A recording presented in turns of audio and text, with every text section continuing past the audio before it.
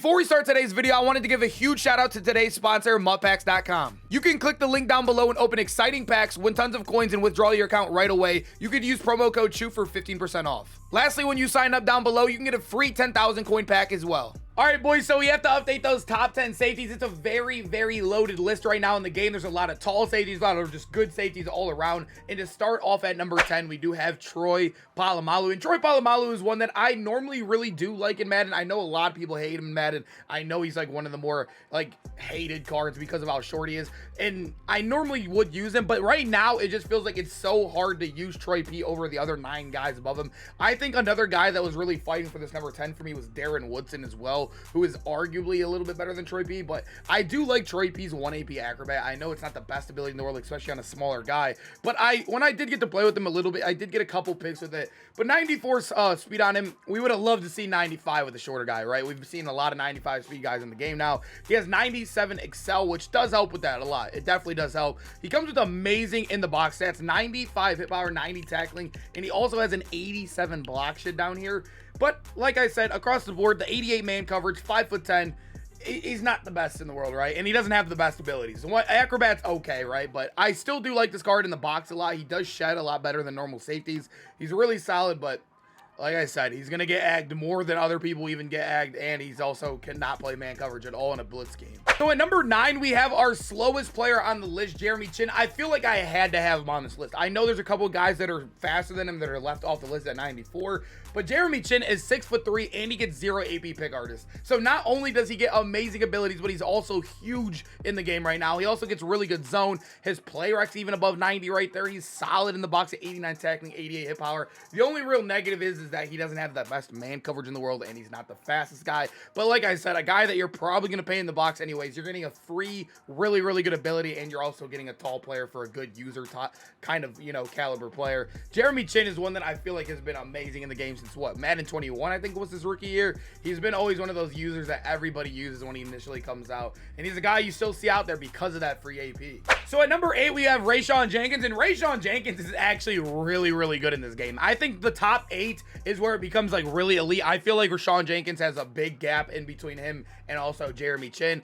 I think he's really close with the next couple guys as well. He does come with a free pick artist as well, 0 AP on him. He is 6'1", 220 pounds. He comes with solid speed at 94. Like I said, we would have loved to see 95 speed on a lot of these guys because we're probably going to get 96 speed soon. We already have a bunch of 95 speed guys in the game as well, but this guy is amazing at everything. His man's above 90. He has amazing zone coverage at 96, and the hip power is amazing. This guy is arguably could be a little bit higher as well. I think he has good block shed too, if I'm not mistaken.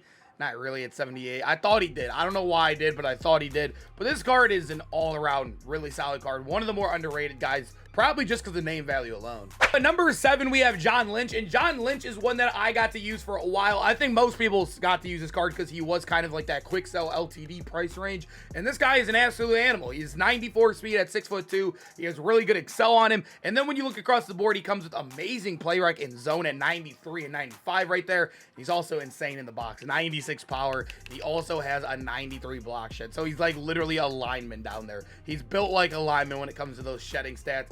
But the only negative really on this card is that the 88 man coverage. But with John Lynch, he does get deep out zone KO for 1 AP, and he gets deep in zone KO for 1 AP as well. I think it's pick artist for 1 if you wanted to use that too. This card has really solid ability choices as well, and he's amazing in the box, and he's solid heighted.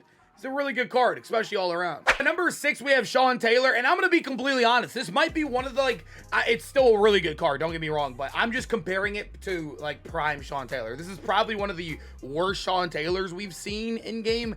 I don't know if that's like 100% true. Maybe there's one I'm forgetting about, but this guy kind of phased out of like the top 3, top 4 pretty fast in a lot of people's game. They also initially gave him pretty good, bad abilities. The only good ability he gets is like 0 AP Crusher. He gets 1 AP Pick Artist, but everybody gets 1 AP Pick Artist. It's basically if you get 0, it's considered a discount at this point. So Sean Taylor, not the best abilities in the world. I think Crusher's kind of a gimmicky kind of, you know, I don't know how I feel about it. It's okay. It's really hit or miss. People could just turn on conservative anyways. But when you look at this guy, he comes with really, really good stats. A 94 speed, 6'2" as well. He has amazing zone. The hit power is really good. The play rec's above 90. I think he has above 90 shedding too. Yeah, 94 block shed as well. Sean Taylor's really good. He's just basically John Lynch, but his name's Sean Taylor, not John Lynch. So I know people hype up this card a little bit more than he should be. Number 5, we still have one of the better safeties in the game, a 6'3" Steve Atwater. He comes with 94 speed. I know people noticed that 91 Excel. I've been using this card since legit the day he came out, and he is still on my team. And I have not noticed him to like not accelerate to the ball in air fast or anything. He has been nothing but fantastic on the squad.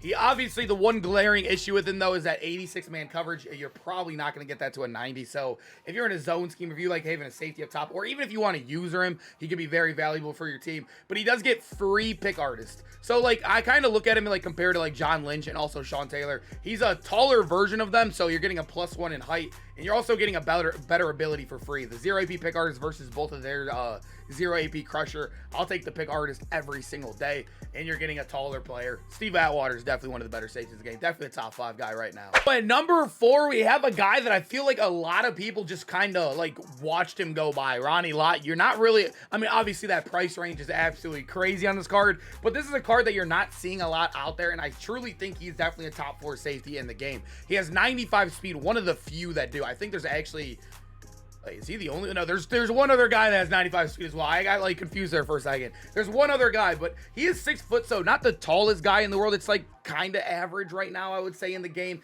He does have 90-man coverage, 94 zone, 97 hit power, and I believe he has above 90 block shed as well. 95 block shed, the highest we've seen yet on this list. Ronnie Lott, also, they gave him a crazy ability. 2 AP inside shade. So this guy is amazing in man coverage. Absolutely amazing in man coverage. I think he gets medium route KO as well. Although he's a zone archetype, it kind of seems like they want you to play man coverage with Ronnie Lott out there. That's what it seems like. But Ronnie Lott always plays a little bit bigger than he is. He always hits really hard. He always plays amazing. And when you give him good abilities and great stat line and great speed, he's going to be a top safety in the game. So at number 3, we do have Ted Hendricks. And Ted Hendricks, I love in the game right now. But let me tell you guys this right now. I only think Ted Hendricks should be on your field as if he is your user. That is it.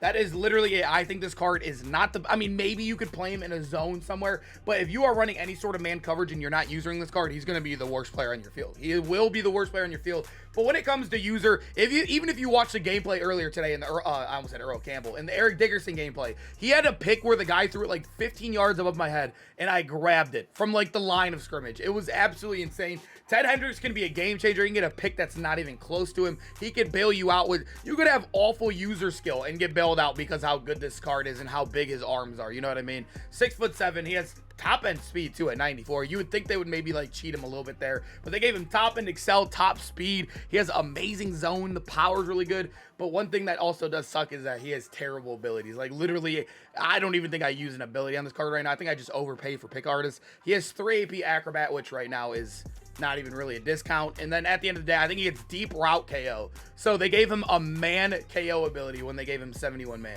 They knew what they were doing with the abilities. They tried to tank him down a little bit, not make him too OP, but like I said, as a user, this guy is about as good as it gets. At number 2, we do have Bo Jackson. And Bo Jackson is one, I normally don't do defensive player gameplays. I actually got to do one on Bo, and Bo dominated in there. I think he had an interception. He had 2 interceptions, 1 acrobatic interception, and he also had a huge tackle to save us from a 4th down as well. Like kind of like a stonewall tackle at the line of the 4th. But this card, he was great. I used him all day as well. 95 speed on him, so there's only 2 players in the game at safety that get 95, and he is one of them.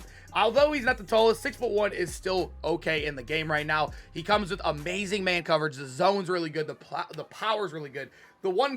It's a pretty bad issue that he does get 86 player act. I don't think it's possible to get that up to a 90. I don't even think the gold strat card you can get that up to 90. I might be wrong on that. Somebody might have to correct me, but I'm pretty sure the max you can get that up to is 89, which really isn't the best. But Bo Jackson is one that comes with solid abilities as well. He has in his last slot deep out zone KO for 1 AP, and then his second to last slot, you can either get 1 AP acrobat or 0 AP pick artist. For the day, I did use acrobat, and it was really solid. I'm more of a pick artist guy. I'd probably rock that in the future, especially when it's free, but you could use the acrobat on him. We got some crazy interceptions with him. Bo's a fun card out there, and he's also amazing. So at number 1, I thought this was pretty easy for me. This feels like a more polished version of Ted Hendricks right here. Julius Peppers has been nothing but amazing. I don't even use this card. I let him play by himself because of how good he has been. He's been amazing in the man coverage when I go there. I rarely do play man, but when I have, he's played really good on him. He has 96 zone on him as well. The hit power is amazing.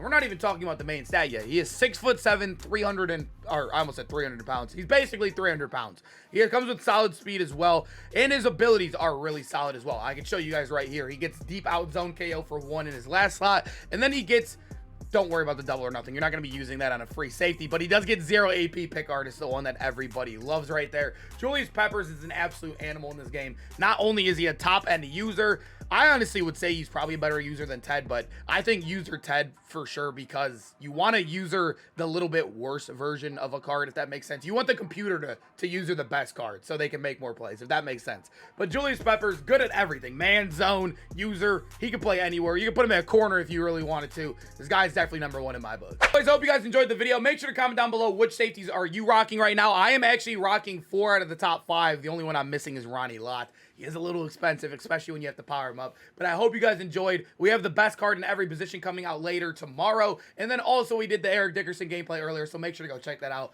And I'll see you guys in the next video. Peace out, boys.